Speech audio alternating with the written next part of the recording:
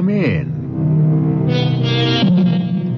Welcome. I am E.G. Marshall. Welcome to the sound of suspense, to the fear you can hear. Our tale is a blood-freezing story inspired by a nursery rhyme, a sweet, simple song. Ring of roses, a pocket full of posies. Achoo, achoo, we all fall down. It sounds young and innocent, doesn't it? But it is very old and very sinister. For the ring of roses were the splotches that first appeared on the faces of those afflicted during the Black Plague.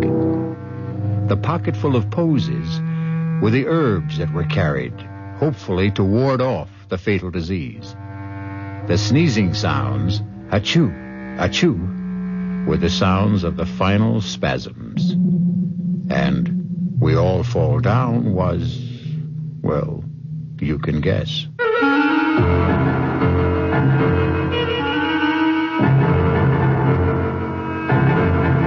Our mystery drama, A Ring of Roses, was written especially for the Radio Mystery Theater by S.J. Wilson and stars Glynis O'Connor.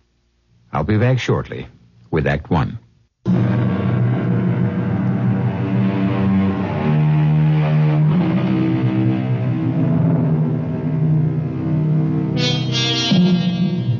Science has brought most plagues under control, but not so those other epidemics of the past, those that plague us with their unseen, unknown, and unexpected terrors. And such is the tale of terror you are about to hear. Draw close to the guttering candle, for you will receive no warmth from a ring of roses. You know, George, I've heard about this place so often from Helena. I'm just dying to see her home. And I'm anxious to meet your friend Helena. Oh, I'm sure you'll like her. But will she like me? Taking her best friend away from her. Come on, George. You know you're irresistible. Why do you think I'm going to marry you? Well, for one thing, my beautiful, exquisite, enormous pots of money. Oh, George, wait. Look. Laurie, stop. get your hands off the wheel. What do you think you're trying to do? But we passed it. It's the sign to the house. Back there. Now, Laurie, I never want you to do that again. I'm not going to let missing a sign risk your getting hurt. You understand? I'm sorry. I shouldn't have grabbed the wheel that way. All right, forget it. But please, never again, ever. And that is supposed to be the sign? Helena warned that we might miss it. Well, why would anyone use a rose-colored stone in a brass oval with no name or any identification on it for a house sign? Well, their name is Roston. And Helena said that generations back when their family first moved to America, it was rose stone. And so they put up a rose stone. Well, if they want people to get that meaning from it, they either enjoy guessing games or, more likely, just want to keep themselves very, very private. Yes. Guess what? As you said, they are very private. Well, I got that impression before we got here. And I also have the feeling that they're not very friendly either. Oh, how can you say that? When Helena's mother especially invited us over because she personally wanted to give us our engagement gift. Yes, and that's pretty peculiar, too. How? How many showers, did your girlfriends give you? 4, right? No, 3. The last one was at dinner. All right, and Helena was invited to every one, but she... I know, George. She didn't turn up for any of them. You know, Laurie, I've never seen you so wound up. What's spinning around in that pretty head of yours? I don't know, but... Well, I am on edge. About what? I guess about meeting Helena's mother. You see, she's so strange. She seems so powerful and so terribly uncompromising. I was trying to change things for Helena, And then I let her down by becoming engaged to you. Well, now, don't tell me you weren't going to marry for poor Helena's sake. Well, at least not until she married first. We were going to share an apartment together in the city. You know what I'm going to do, Laurie? I am going to turn this car right around and head back to the city. This whole trip is more foolish than funny. Oh, no, George. Please don't. Hey, what's that? You hear something like singing? Let me open the window. It's a woman singing that old nursery rhyme. We all fall down. But what's that snapping sound? It sounds like a piece of leather. It sounds like a whip. George, what are you doing? I'm getting out. Something's happening here that I don't like. Don't open the door. Please don't. We'll go back if you want to. I'll be but right don't. back. Keep the window shut and the doors locked. No, don't leave me, George. I'm coming with you. Wait. Okay, but stay close to me. Ring a ring of roses. It seems to be coming from behind those hedges. You know, it could be just kids playing games. If that voice is coming from a kid, he's using a bullhorn. Let's stop here. We might see through the hedge. Please be careful. Holy Toledo. Look at that. Let me see. That man. The old man with the beard. He's trying to catch the girl with his whip. Well, she's teasing him. She's making fun of him. If he lands that wagon whip on her, he'll split her face open. Look at their clothes, George. They're dressed like settlers. Back in the early 1800s. Yeah.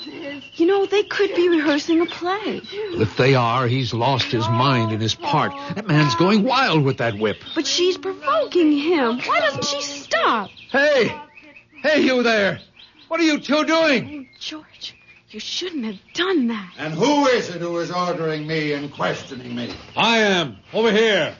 That's a terrible thing you're doing. Oh, George, please don't go in there. They know we're here. We must meet them. That's a dangerous whip you're using. That young woman can be killed by it. I see by your clothes you are a stranger. And I can also see that you are a kind human who wishes no harm to come to another. But this wench is my daughter.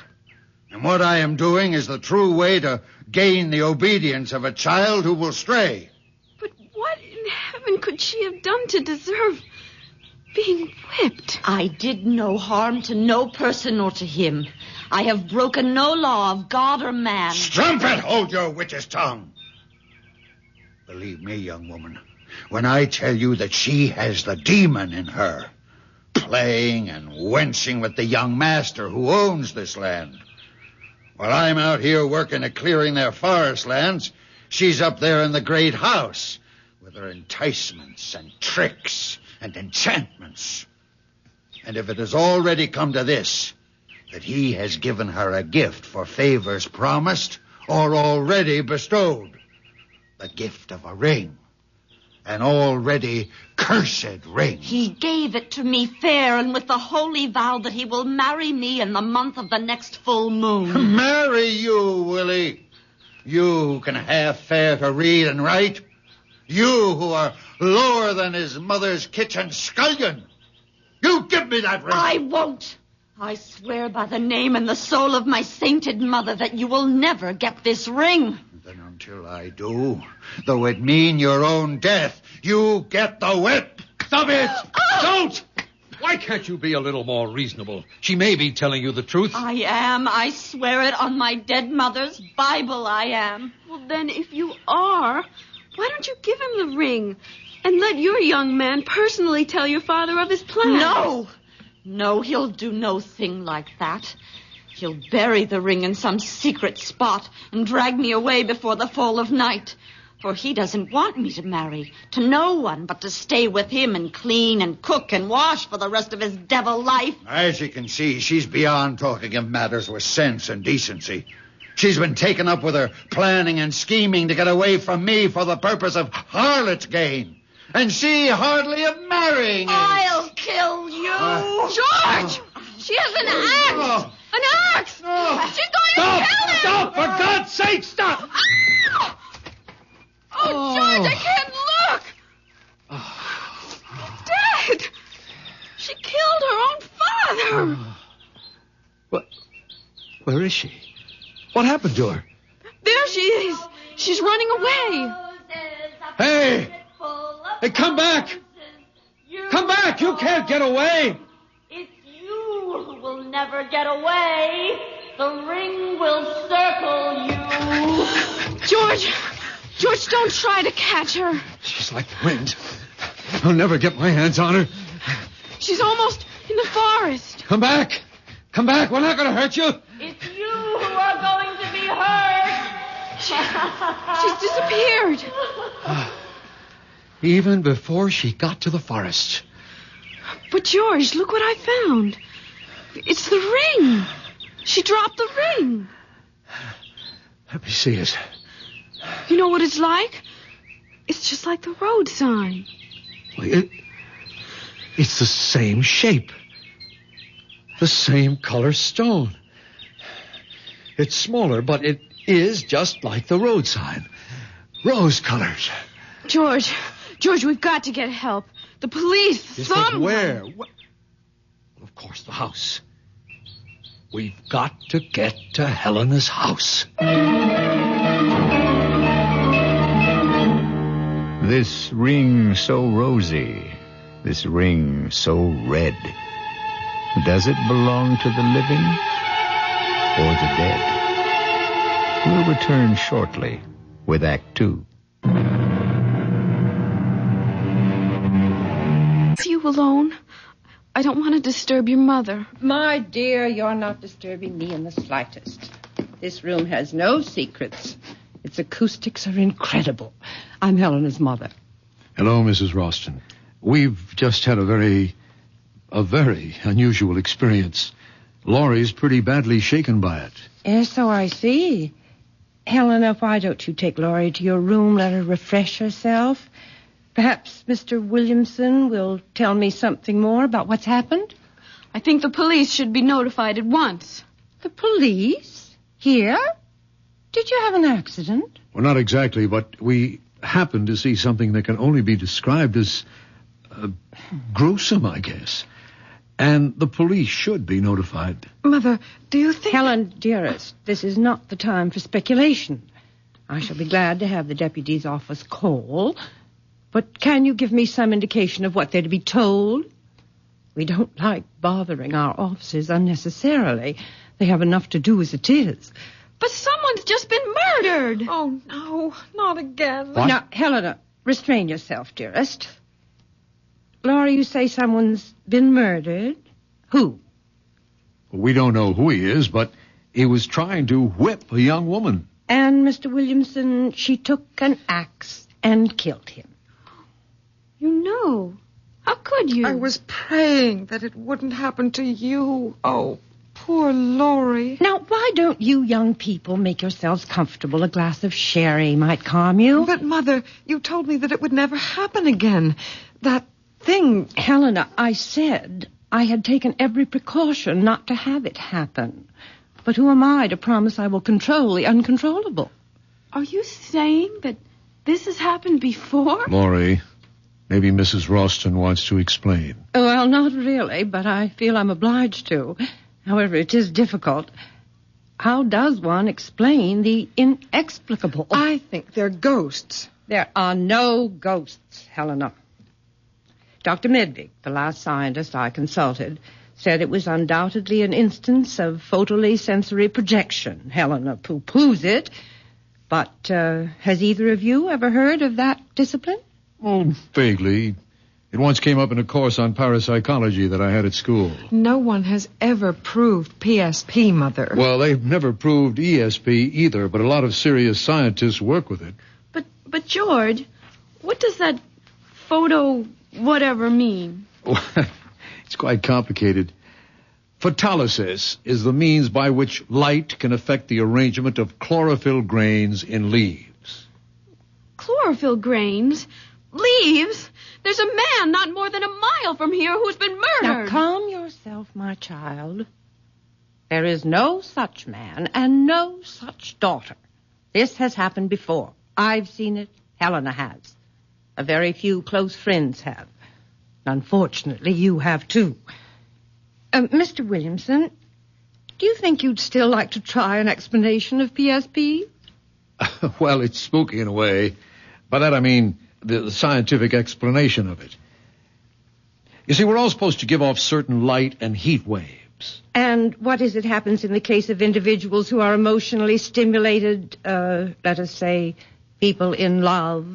Well, the theory has it that people in a very intense emotional state give off more highly concentrated waves. Well, I just don't understand what chlorophyll and leaves and light waves have to do with a man being murdered. You see, it's tied up with photosynthesis. And scientists aren't sure how that process really works. But with the unusual intensity of light, the cells of chlorophyll rearrange themselves and are forced to give off some of the excess carbohydrates in which there is an unusual amount of stored energy. I'm not following this at all. My dear, Helena speaks of you as having the patience of a saint. So, if you'd like me to telephone the deputies, I suggest you give your fiancé a chance to finish. There isn't much more, Laurie. Just at the openings in the leaves, they're called stomates, tend to react like projectors. And through the magnification of additional oxygen are supposed to be able to relay an episode they once absorbed when they were in the receptive state, like film. Are you talking about something like motion picture film? Yes, Laurie, but he means something like a projector with a memory. A memory of blood in this case. Well, it happens that chlorophyll is very much like hemoglobia, except that it contains magnesium instead of the iron found in blood. Are you saying that what we saw was a motion picture? Nothing more? Well, essentially, that's it. But when and where the original was recorded, we have no idea. But there's a building. There's a cabin out there. And there's a man's body bleeding. Why don't you go and see for yourself if you don't believe us? No, Laurie, there's nothing there. Helena, you too? Yes, as Mother said, I've seen it. Others have too. Around here, they call it the Enchanted Forest. But if you go out there again, you won't find a cabin or a man. Nothing. The police know all about it. They'll come and you'll just feel foolish. I don't know what to think. It all seemed so real. Well, now, why don't we come back to the present and the truly real? Because I have the real pleasure of giving you our gift to celebrate your engagement. It's a complete surprise. Even I don't know what it is. Laurie, dear, it isn't that what we're giving you is expensive or valuable, but it is dear to us. We hope it will be your first family heirloom.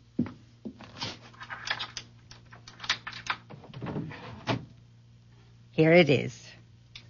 No pretty wrapping, but it seems too lovely a box to cover with silly paper. Mother, I've never seen that box before. Well, now, isn't it nice that I can still have some surprises for you? That's a great-looking box, Mrs. Roston. Those are roses painted on ivory, aren't they? Oh, it's so beautiful. I feel as if I'm depriving you of something very special if I accepted it. Oh, no. Please, take it. It's little enough, and you know what I think that box would be perfect for? It already has its purpose, dear. What I was going to say was that it would be the perfect place to keep a lock of your first baby's hair. Wouldn't it? And I'm afraid it's going to stay empty for some time. Oh, George, we don't know that. Not yet. We will have to find you another container for that when the time comes. This box already has its occupant. You mean there's something inside? Well, look and see. Well, go ahead, Laurie. My heart's beating so loudly. She's been like that all day, so excited. Darling, do you want me to open it? No, I'm all right. Just let me take a deep breath. Oh, no. Hey, that's the same... Laurie? What's wrong? Mother? Oh, she's music. Give me the box, Laurie. And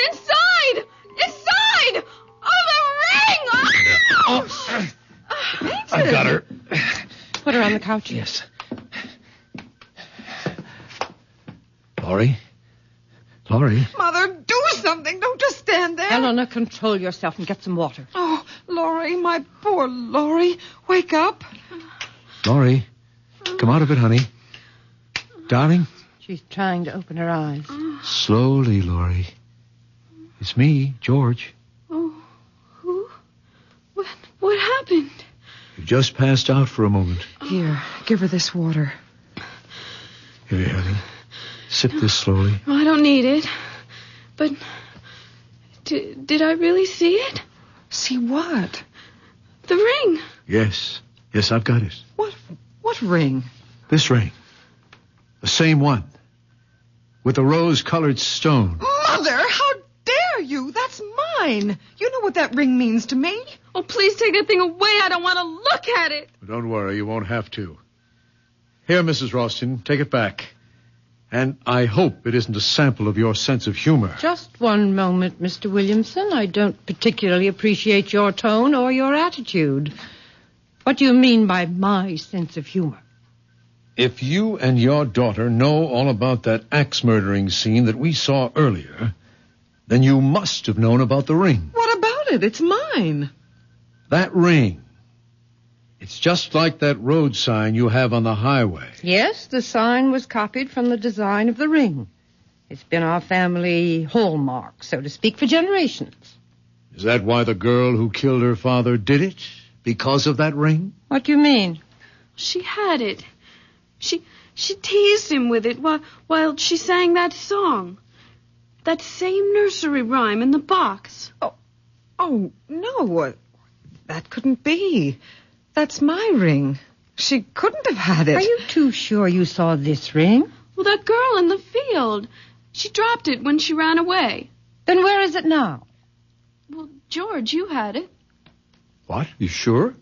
I thought you put it into your purse. Well, I'll look.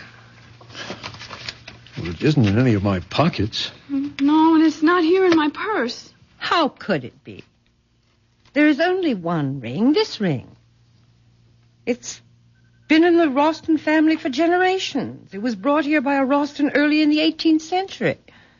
And it has always belonged to the oldest child in each family. In which case it would be your daughter's, since you are a Roston by marriage. Yes, that would be so if it were true.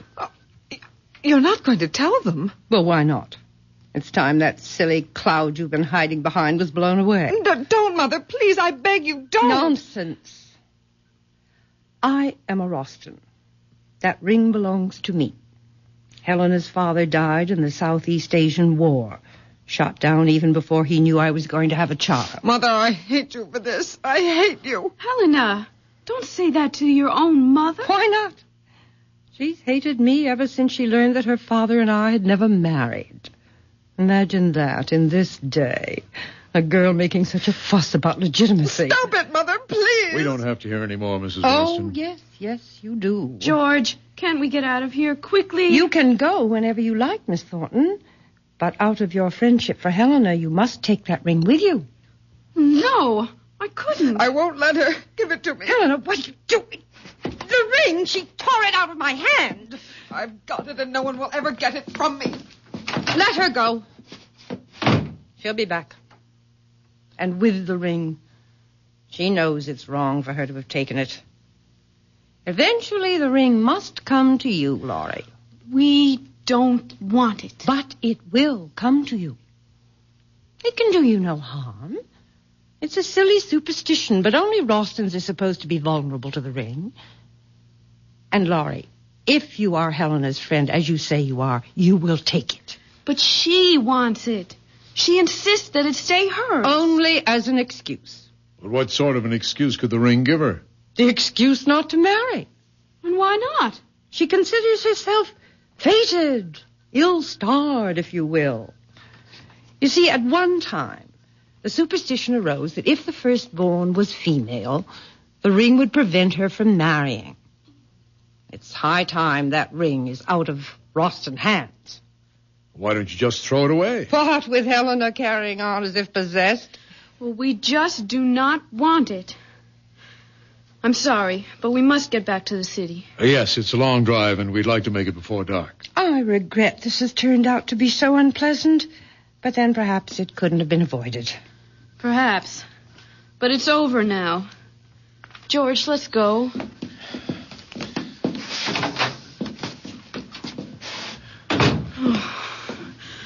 Oh, I can't get away fast enough. I don't know what the speed limit is here, but whatever it is, we'll break it. Helena, I order you to come out of your room at once. At once. Mother, don't hurt her. She is my only friend. The only friend I have in the whole world.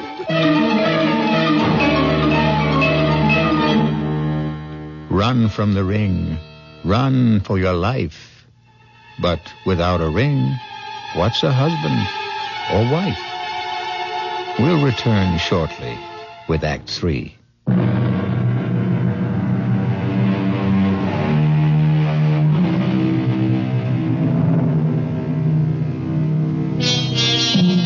Let us try and penetrate the shrouding darkness of the final act of A Ring of Roses. Laurie and George have been plunged into a strange, unreal experience. As the twilight lowers over the countryside, they are fleeing from the Rostons, the malevolent nursery rhyme, the flashing axe, the avenging curse, the fatal ring. What can flight outrace those forces of evil? That woman, that Mrs. Roston, she's monstrous. Oh, I'm so sorry for Helena. Yeah, well, I didn't see any halos around her head either. Yeah, but just imagine having to live with that mother. Why did she have to tell Helena that she and her father had never married? Do you believe it? Well, why would she lie about something that important? Maybe out of just plain malice. Or what? it just occurred to me, couldn't she have invented that story about the curse the ring puts on firstborn Roston girls? Well, to what end? Simple. It'd be a guarantee that she'd never be alone. That she could hold on to her daughter for life. Like the woodcutter. Oh, don't remind me of him. Anyway, I can't see how the ring and whatever it's supposed to do fits. Well, if she made up the business about fate keeping her from marrying Helena's father, now wouldn't that be a kind of evidence, proof for Helena that the curse was real? Well, then why would she give us the ring? Well, I'm only guessing, but couldn't it have been Mrs. Roston's way of telling her daughter that she wouldn't marry even if the ring was off the premises, so to speak? But, George, whatever we think of Mrs. Roston, she's still a mother. And what mother would sentence her daughter to a lifetime of misery? Huh? Look, I'm sorry I got you into this mess. I didn't dream it would be that horrible. Well, you had no way of knowing. Well, looking back, I should have. Helena, always so strange, so withdrawn, so mysterious about herself, her home, and her mother. It should have been a warning. Honey, let's find a happier subject. Such as? Well, let's see. Okay, it's not original, but it'll do. For instance, if and when we have our first baby, would you want a boy or a girl? Oh, don't be corny. Why not? Corn is fine as long as it doesn't... George! George, isn't there someone in the road? Where? Well, look, straight ahead. Oh, yeah, that's a woman. Well, we're not stopping for man or beast or any mixture of the two. There, that should get her off the road. Because if it doesn't, then she may be another bit of PSP and we can drive right through her. Darling, slow down. She's waving at us. George, slow down. No way. If that's a living body and it wants to stay that way, she'll get off the road. Oh, please. She isn't moving from the middle of the road. Damn her teeth, whoever she is. George, you're going to hit her. Laurie, you all right? Yeah, I think so. That stupid woman. It's Helena. Yeah. Well, just wave goodbye and we'll get going. Laurie, please, I must speak to you. Tell her you'll phone her on Halloween. Hey, wait, Laurie, don't lower the window. Well, she's in trouble. Better her than you. There can't be any danger in finding out what she wants. Haven't you been through enough? Helena, we're in a hurry. Telephone Laurie tomorrow. No, don't go, please. Let me explain. George, I don't have the heart Wait a minute. Are you sure that's Helena? Well, of course. Her face, it looks so strange. Well, what's strange about her face? Look at her eyes. They're washed out. They're sunken as if she's taken some kind of drug. That's probably because she's been crying. I'm lowering the window. And you're also raising my temper. Well, what do you want me to do? Just wave goodbye and we'll get going.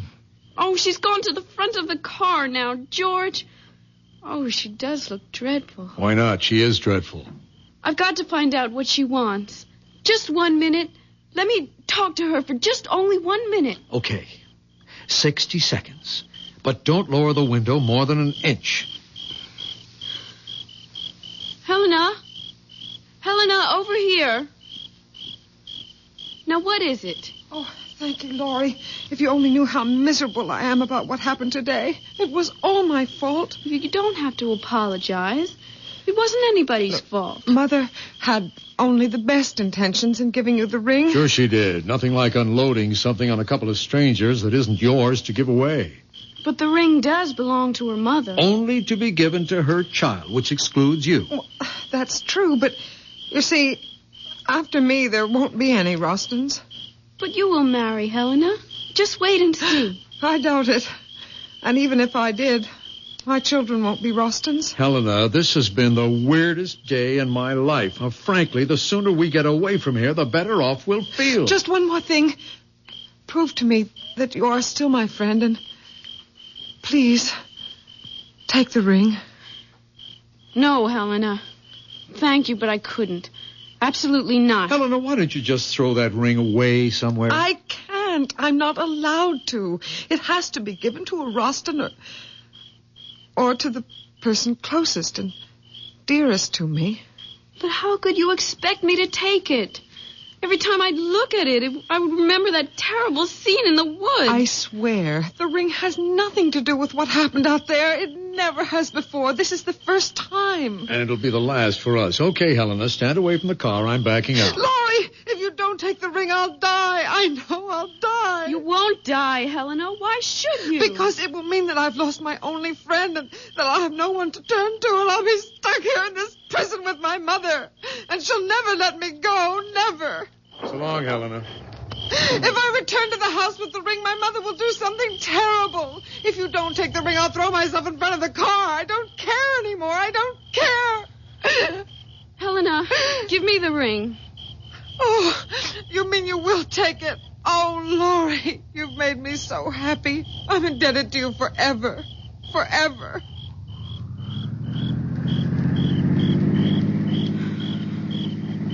You're angry with me, George, aren't you? No. I'll probably never see her again. And if it meant that much to her... What well, probably meant even more to her was that she could twist and bend you in any way she wanted. Well, in a way, it was her last hope of getting out of that house. That's why I finally took the ring. Actually, what harm could it do? I don't know, Laurie, except that anything connected with the Rostons seems dangerous. That's because the Rostons are difficult to understand or explain. Well, that may be. But while we might never get to the bottom of that axe job in the woods, there must be a key somewhere to the Rostons. After all, they're not ghosts or optical illusions. They're people, living, breathing humans. Still, for all we know about them, they're just as haunted as that phantom woodcutter and his crazy daughter. Let's stop talking about them. I will, if you do me an important favor. If I can. You can. Throw that ring away. You mean now? Right this second. Open the window and throw it out. But why? Honey, I'd consider it a special favor to me if you got rid of that ring. Well, I have no intention of keeping it. But I don't want to just throw it away. What do you want to do with it? Give it away. To whom? I haven't thought yet. Try thinking about it right now. You sound as if you're ordering me to do it. Actually, I'm begging you, Laurie, begging you to get rid of the damn ring. I said I would. But when? When I find someone to give it to. Someone who would appreciate it. It just doesn't make sense to just throw away something that's probably valuable for just anyone to find or to have it crushed under a car. Say, I know what I could do with it. Drop it, Laurie. It's only going to get us into an argument. No, I'm serious, honestly. I just thought of where this ring could do the most good. Fine, you do what you want with it, but let's not talk about it. Oh, you'll agree? I bet you will. Oh, honey, do you realize that since we've known each other, we've never had so many disagreements? But I'm not disagreeing with you. Good, then let's change the subject. Or better still, let's let everything take a rest. If that's what you want, fine.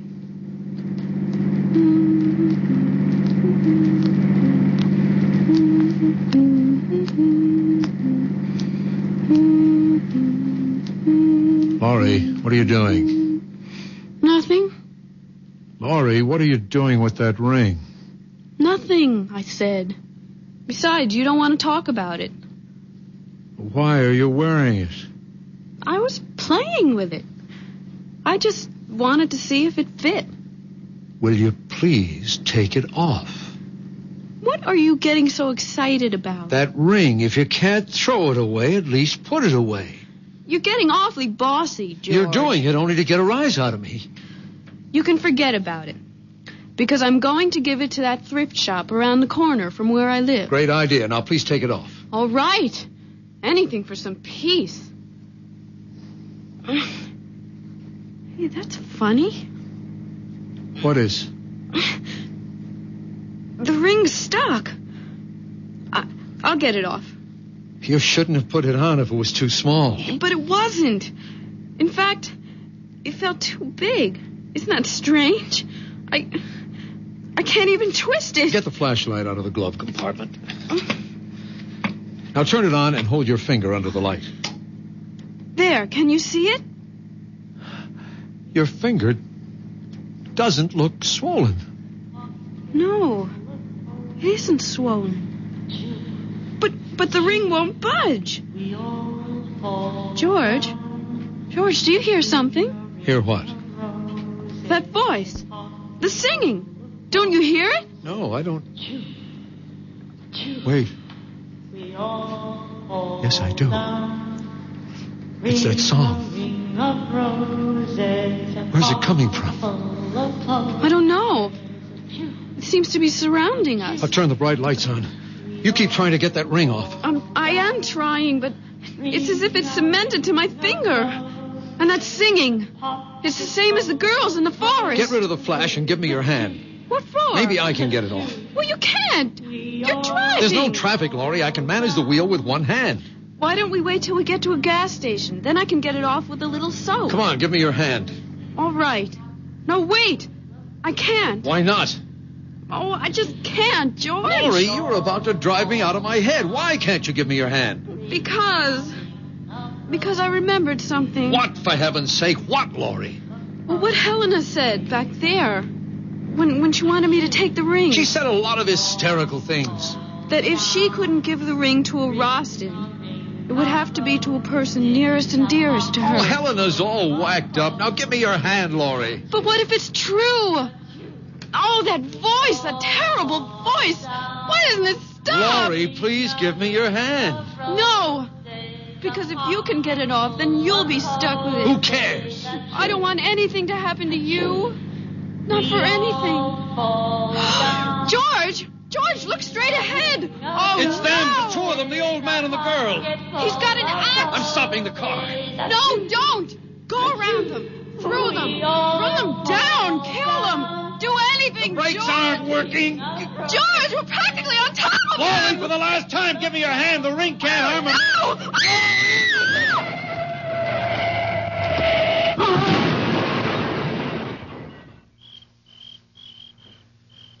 Laurie, are you all right? It was a tree we hit. Only a tree, Laurie. You hear me? It was only a tree. Laurie, the ring. The ring. What did you do? It's not on your finger. Your finger. Good Lord. She's dead.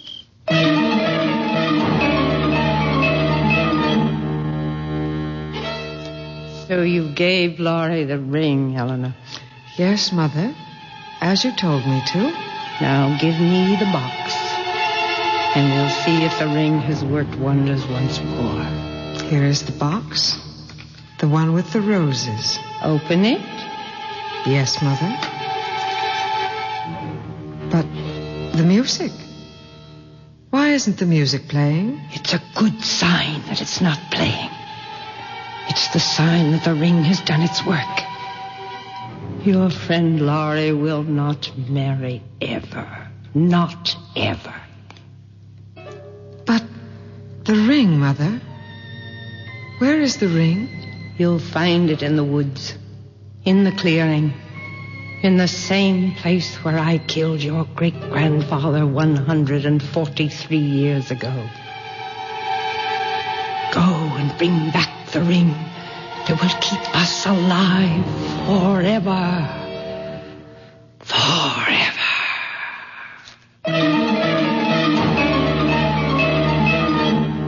Forever, you ghosts. Forever you sing. But your death is as forever as your grim, rosy ring. I'll be back shortly.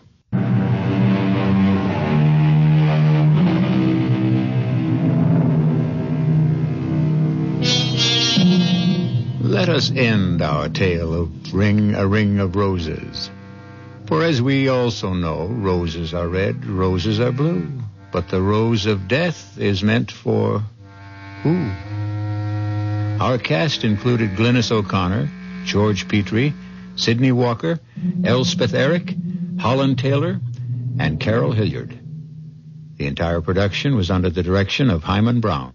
This is E.G. Marshall inviting you to return to our Mystery Theater for another adventure in the macabre. Until next time, pleasant dreams.